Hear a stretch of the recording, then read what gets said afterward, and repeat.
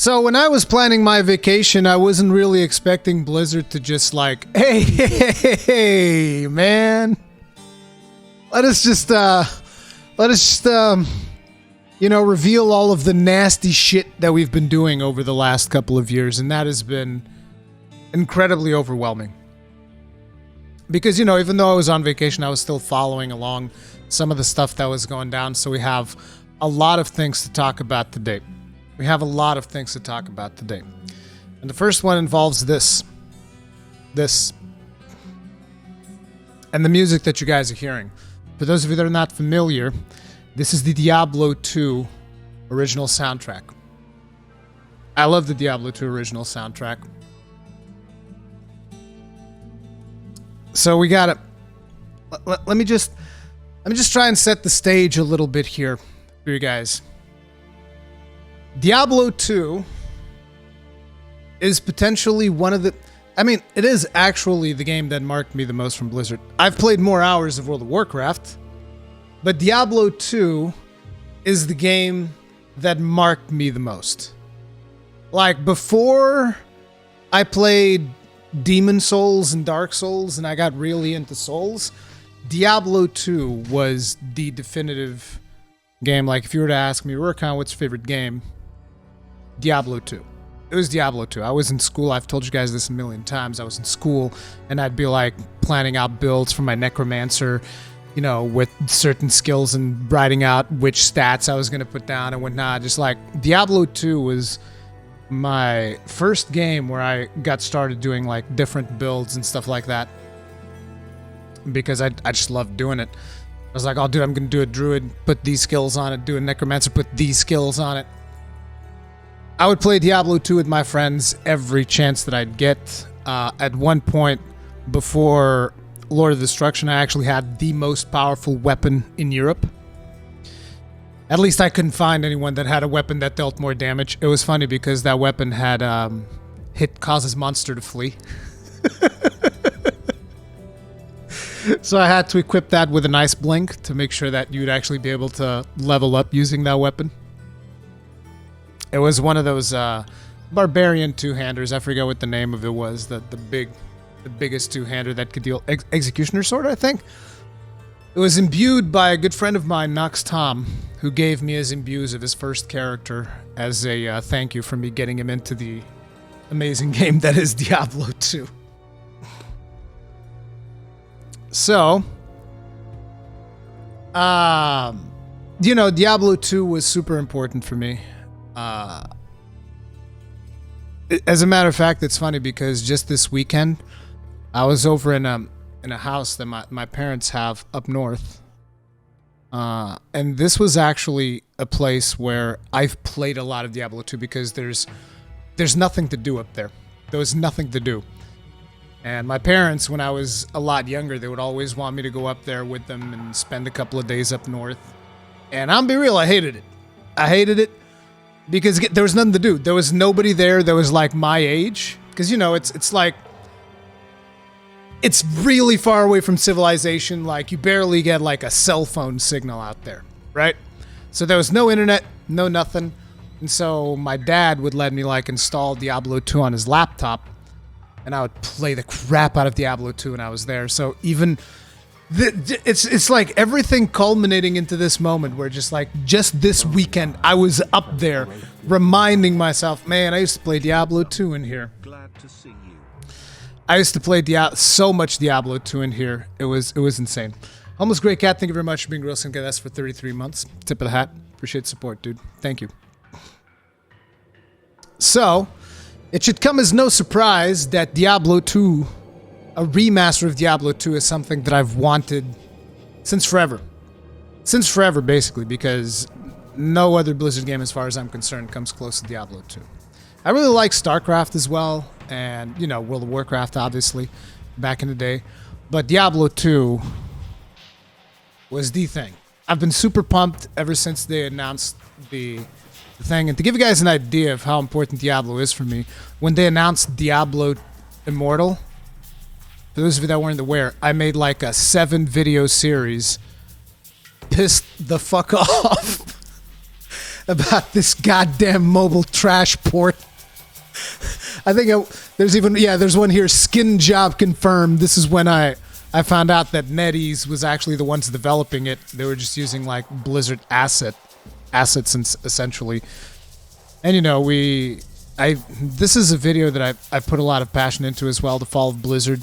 This, like, I talk about everything here from the fact that Blizzard influenced me in my career choice. The fact that I took computer science is because of Blizzard. Because, you know, that very distant dream that was definitely never going to happen, but I allowed myself to dream, right? That I would potentially one day work at Blizzard. So yeah. When they announced Diablo Immortal, I mean, you can imagine how much of a fan I am of this game if like, they announced Diablo Immortal, I'm just like, here's a million videos as to why I hate this. And basically, with the recent news that, well, I say recent, you guys know, because I've been away for a week, so I haven't really been talking about it as much. I did put some videos out in the secondary channel, but yeah. So, based around those news, I can't, in good conscience, you know, play this game. I can't do it. I was actually on the phone with my friend Nox Tom, who's the person I probably played the most Diablo 2 with, and I was telling him, look, dude, I know you were excited. I was excited. We were all friggin' pumped to jump into Diablo 2 Resurrected. I'm not gonna play it. And it sucks, and I know that this is developed by a company that... It isn't even developed by Blizzard to begin with. This is developed by... What's their name? Vicarious Visions, I think. The guys who did the Tony Hawk remaster. Tony Hawk? Yeah, I think Tony Hawk Pro Skater remasters and whatnot. And for all intents and purposes, they're amazing people. But ultimately, it's just a cultural thing. And I can't do it. I can't do it. I can't in good conscience just see the stuff that they have been doing for years on years, the stuff that has been perpetuated with Blizzard, some of the things that we will get into today. We have a lot of videos to watch. By the way, always remember, guys, there's a channel in Discord, if you guys want, which there's a channel there called Reaction Andy. You can post stuff in there that you want me to react to. But yeah, we're going to be talking about a lot of this. But basically, to close this up, I would just like to make sure that everybody understands that it's like, I don't blame anyone. I've made a Twitter post about this already. I don't blame anyone that wants to play it. I don't blame anyone for buying it. You know, I personally am incredibly privileged when it comes to video games. I'm spoiled for choice. I can play Monster Hunter. I can play Souls games. I can play a million different things. I don't have to play Diablo 2. I would love to. It'd be great, because nostalgia is one hell of a drug. But I'm not going to do it in support of all the women who were essentially abused, harassed, or passed over for promotions, or simply, you know, have their privacy invaded as someone walks into the what were they called? The rooms where they would go to, like, feed their babies or just breast pumping or anything like that, you know.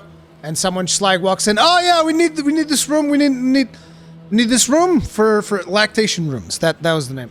We need this room for a meeting. There's not enough rooms in the building, so we just had to come into the lactation room and get a beer while you happen to, you know, have your boobs out. You know, the kind of abuse that women have been enduring over there, which is ridiculous.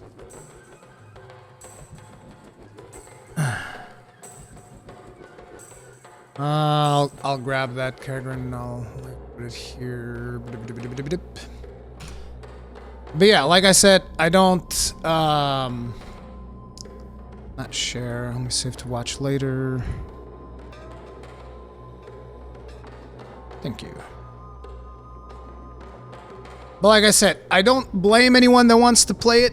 I think that is up to each individual. Like I said, I'm spoiled for choice when it comes to video games. I'm very lucky that way, so I can play whatever the hell I want. Some people, you know, they don't like as many games as I do, or they can't afford as many games as I do. They have to be more selective with their budget. And it's like, look, if you want to play Diablo 2, you should play Diablo 2. If you want to play World of Warcraft, you should play World of Warcraft. If you want to stream Diablo 2, you should stream Diablo 2. And if you want to stream World of Warcraft, you should stream World of Warcraft. There's people who earn their living playing Blizzard games. And it is unreasonable for anyone to expect them to just like, hey, this tragedy has been happening, so we all need to, you know, we all need to basically band together and boycott everything and whatnot. And it's like, listen, some people make their living this way. Okay, some people put food on the table by streaming World of Warcraft. And they shouldn't get shit over it. I'm pretty sure they're pretty pissed off about it as well. I'm pretty sure that most people do not support, you know, the values that were unfortunately upheld by a lot of Blizzard employees. And it is what it is. So I don't blame anyone that wants to stream it. I don't blame anyone that wants to play it, this or any other Blizzard property. My blame goes exclusively to the higher-ups at Blizzard, to the scumbags that perpetuated this type of behavior, to the scumbags that enabled them. And it's like to everyone involved. It is disgusting. It is unacceptable. And shame on you. Shame on you. And, you know, I'd love to do it. I'd love to stream it. I know that it would be a lot of fun, but crossing that off, forget about it. That's gone. And it's like there would have to be a lot of changes in place for me to even ever consider Blizzard, you know. Wow, I got into 4 months. Happy to see you again and have a great stream. Beard less than 3. Silver Nitro, thank you very much for being wrestling guys for months. Tip of the hat. Appreciate the support. And like I said, it's like it would take a lot of change, and it is change that Blizzard does not seem interested in doing. And we will get into why in some of the other topics that we have here, but you know, this is what it is. Why do companies need to make games I want to play but do such horrible stuff? Yeah, exactly. Blizzard has been about the money for a while now. It's not like a recent thing. It's yeah. And Gunwheel, I don't know if they're the worst video games company, to be honest. There's you also have Ubisoft with their sexual scandals. But like I said, the thing is, all of these things blow over. Like, all of these things that we're talking about now, I guarantee you guys, like 6 months from now, nobody's going to remember this. Nobody's going to care. Because, you know, actually, I'll tell you what, by the time Diablo 2 comes out, most people are going to buy it. And that's fine if that's what they want to do. But it's like, most people are still going to buy it. Most people are still going to play it. Blizzard is still going to make their profit. You know, maybe they'll make a little bit less. This is not going to hurt them almost at all in the long run. Unfortunately, that's just the way these things are. Because we see scandals all the time. All the time. You guys remember that time that Blizzard laid off 800 people? Yeah, I bet some of you don't. I bet a lot of people don't. I bet a lot of people don't even care anymore. It's like, oh, whatever. They laid off 800 people. Who cares? It's over. Was that like 2 years ago? Who cares? It's over now. It's in the past. It's in the past. That's the way that it works. That's the way that it works. Every company, every gaming company is like this, you know? It's like there's some scandal about it. You know, they hunker down for a couple of months, and then, you know, they keep releasing, they keep making, and eventually, like, everything's going on like it always has been. And it is what it is. Yeah, Ubisoft. Yeah, Riot Games also had the whole bro culture thing. I think Riot Games even still has, like, something open, right? Some kind of legal proceedings open. It's just the way these things are. Do we have the absolute facts? There's plenty of people coming forward plenty of people that endured this type of behavior. There's acknowledgement from some of the staff from old Blizzard, like we have here the statements of Mike Morheim that I'm going to be talking about, the statements of Chris Metzen that I'm going to be talking about. They acknowledge that this stuff was going on, but then they're like, oh, I'm sorry, we should have been better. You know, they basically just like, and boom. And like, that's it. That's their statement. Exactly. In a couple of months, most people will not care about this, which sucks. Which sucks, but, you know, that's our industry. Yeah, they didn't do shit either during their time there. Exactly. They just accepted what was happening, and they just let these women continue to be passed up for promotions and all of this stuff. It's not just the women. I'm sure there was abuse for some other people in there as well. Not just women, but, you know. It really friggin' sucks.